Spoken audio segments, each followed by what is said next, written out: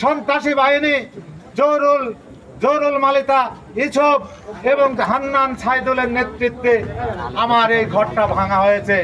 প্রিয় নেতা, আমি এর বিচার চাই।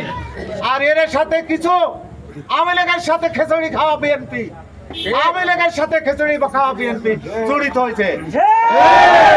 এদের দল থেকে বহিষ্কার করা হোক, দাবি রাখি এদের বহিষ্কার করা হোক। এর বিচার চাই।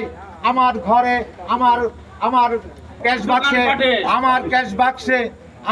বাক্সে টাকা পয়সা ছিল। আমার যেহেতু ওখানে একটা অফিস, সেই অফিস ভাঙচুর করেছে। এর বিচার আপনার কাছে দিলাম। আমি কালকেই মামলা করব। এই বলে আমি আর বক্তব্য দীর্ঘায়িত করব না। পরিশেষে উপস্থিত জনগণ,